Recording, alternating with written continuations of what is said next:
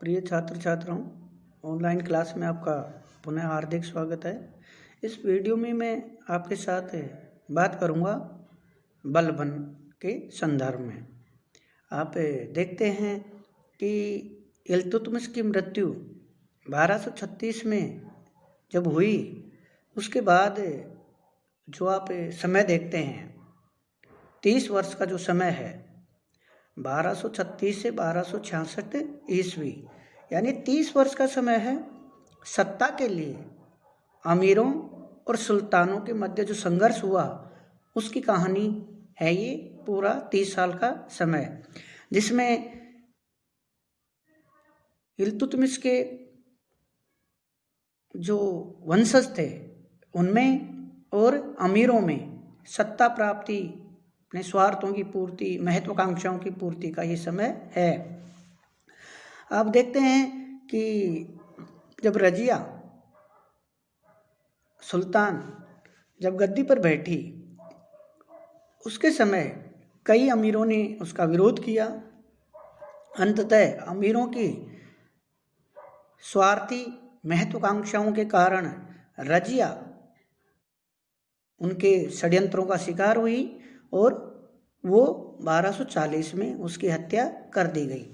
तो हम जब देखते हैं बलबन की, तो बलबन का जो प्रारंभिक जीवन है वो भी उसी तरफ अग्रसर, उसी तरफ हमें दिखाई देता है। जब हम देखते हैं कि इल्तुतमिश ने बलबन को, जिसका वास्तविक नाम, बलबन का वास्तविक नाम बहाउद्दीन था, और बहाउद्दीन को अर्थात बलबन को इल्तुतमिश ने अपने दास के रूप में, अपने गुलाम के रूप में अपने सल्तनत में संरक्षण दिया और उसको बिस्तियों में एक नौकर के रूप में रख लिया।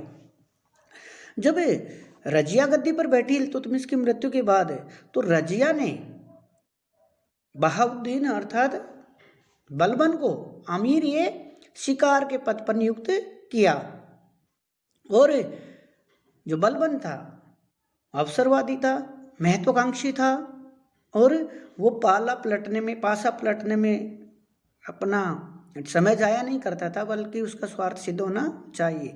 जब उसको लगा कि रजिया की स्थिति कमज़ोर हो रही है, तो वो बहराम शाह की तरफ मिल गया, और जब बहराम शाह गद्दी पर बैठा 1240 से 1242 के मध्य जब उसने शासन किया था बहराम शाह ने, तो उस समय वह बहराम शाह की तरफ मिल गया, और बहराम शाह के शासनकाल में उसको अमीर आखूर का पद दिया गया, और बहराम शाह ने उसको हांसी और रेवाड़ी की जागीर दी, जहां पर उसकी तरक्की होती गई। जब बहराम शाह की हत्या के बाद 1242 से 1246 में मसूद शाह गद्दी पर बैठा, तो मसूद शाह के समय जो बलबन था उसको अमीर हाजिब के पद पर नियुक्त किया गया, और उसकी प्रतिष्ठा, उसका सम्मान, उसका वो जो पदोन्नति एक तरह से होती गई। और जब 1246 में नासिरुद्दीन महमूद गद्दी पर बैठा, जो एक निहायत ही शरीफ, सरल और सीधा व्यक्ति था, जो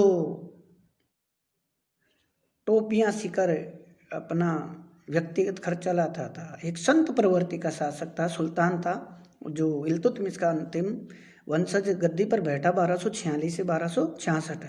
उस समय नवसर्जित जो पद था 1242 में मसूद शाह के समय, जो जिस पद का गठन किया गया था नायबे ममालिक, अर्थात सुल्तान का प्रमुख सहायक और सलाहकार, उस पद पर बलबन को नियुक्त किया गया। इस प्रकार बलबन अर्थात बहाउद्दीन सुल्तान का प्रमुख परामर्शदाता और विश्वास पात्र और सहायक बन गया। वो अपनी महत्वाकांक्षाओं और योग्यता से तरक्की करता गया, और उसको नासिरुद्दीन महमूद ने उलुग खां की उपाधि दी। ऐसे भी कहते हैं कि जब नासिरुद्दीन महमूद गद्दी पर बैठा था, तो बलबन को उसने अपने समस्त अधिकार सौंप दिए थे। खैर, जो भी हो, नासिरुद्दीन महमूद के समय वास्तविक शक्ति बलबन के ही हाथों में रही। हम उसके राज्यारोहण की बात करते हैं, तो नासिरुद्दीन महमूद ने के समय को छोड़ जो थोड़ा बहुत समय है 1253 से लेकर 1254 ईस्वी अर्थात मार्च 1254 अर्थात 1253 ईस्वी से लेकर मार्च 1254 ईस्वी के मध्य के समय को छोड़कर बलबन ही नासिरुद्दीन महमूद के शासनकाल में उसका प्रधानमंत्री बना रहा। हम बात करते हैं उसके प्रधानमंत्री रहते हुए बलबन के कार्यों की, अर्थात प्रधानमंत्री के रूप में बलबन। पहली बात करते हैं पश्चिमोत्तर सीमा की सुरक्षा। बलबन ने पश्चिमोत्तर में राज्य की सुरक्षा के लिए एक शक्तिशाली सैनिक अभियान किया और 1246 ईस्वी में उसने खोखरों के विलेज खोखर जाति जो लड़ाकू थी उस खोखर जाति पर आक्रमण करके उनके विद्रोह को दमन किया और अन्य जातियों को भी उसने बर्बरता और कठोर सैनिक नीतियों के द्वारा उसका दबा दिया। सिंधु नदी के आसपास के तट पर जो और अन्य जातियां थी जो लड़ाकू थी विद्रोही प्रवृत्ति की थी उनको भी कुचलकर उनके विद्रोह को शांत कर दिया और बलबन ने लाहौर, मुल्तान और कच्छ पर पुनः अधिकार कर लिया।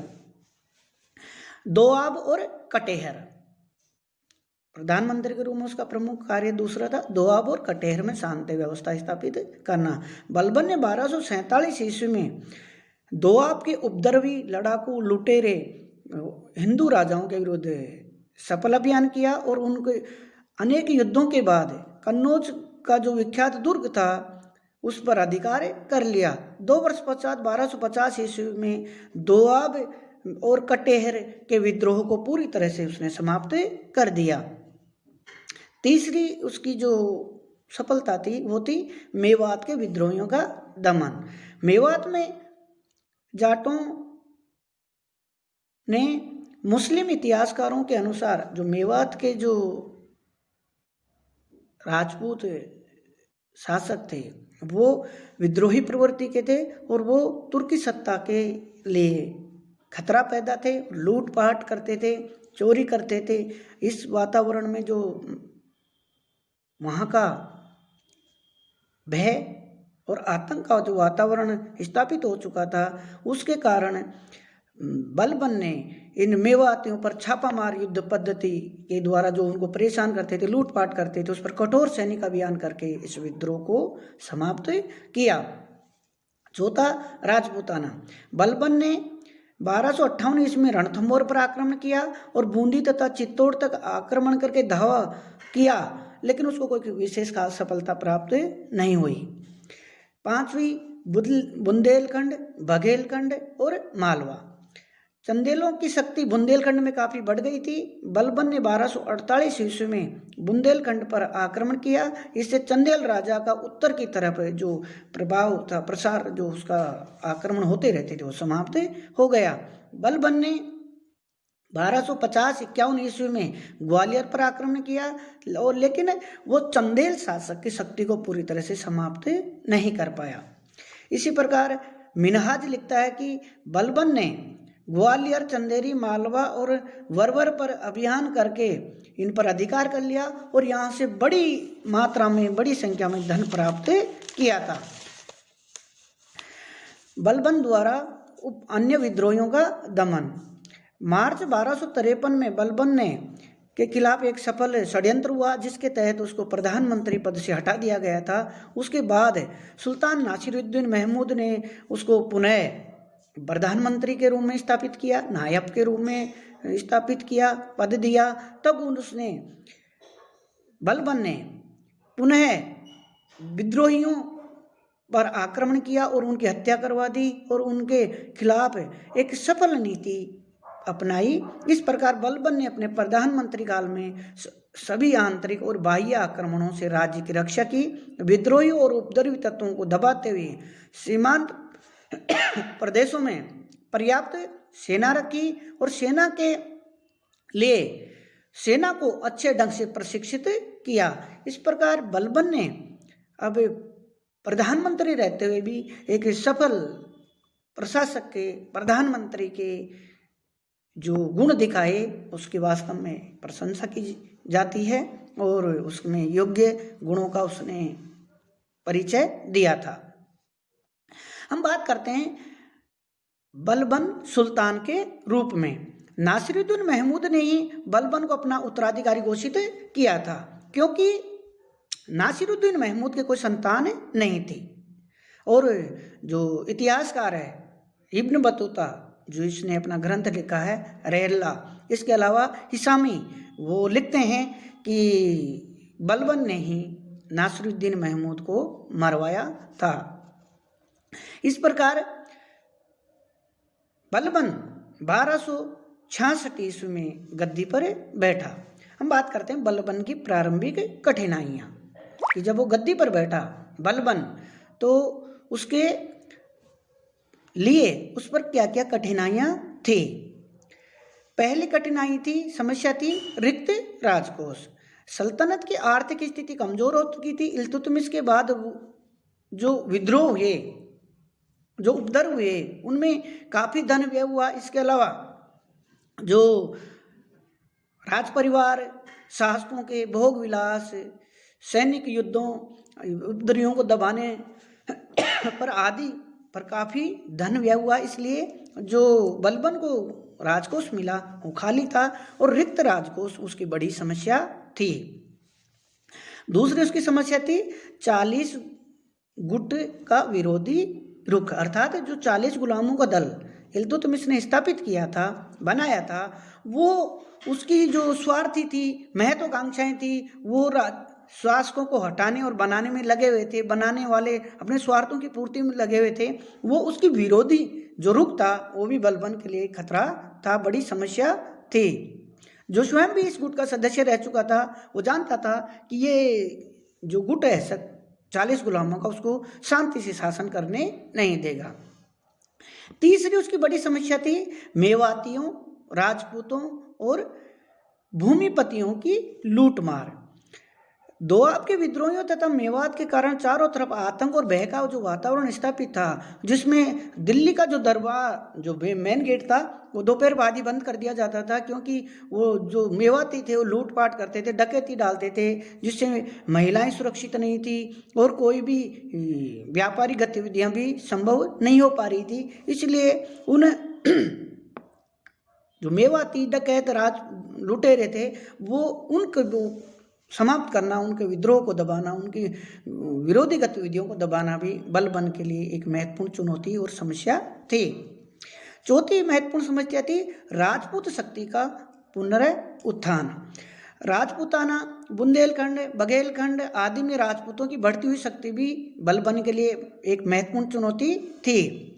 पांचवी बड़ी समस्या थी मंगोल आक्रमण से राज्य की रक्षा करना। आप देखते हैं कि इल्तुतमिश के समय 1221 ईस्वी से भारत में मंगोल आक्रमणों की समस्या प्रारंभ हो जाती है और उनसे पश्चिमोत्तर भारत के जो क्षेत्र थे, जो सीमांत राज्य थे, उनकी रक्षा करना एक चुनौती से कम नहीं था। और बलबन के लिए भी मंगोल आक्रमण से दिल्ली की साम्राज्य की सल्तनत की रक्षा करना एक महत्वपूर्ण चुनौती के रूप में सामने आया।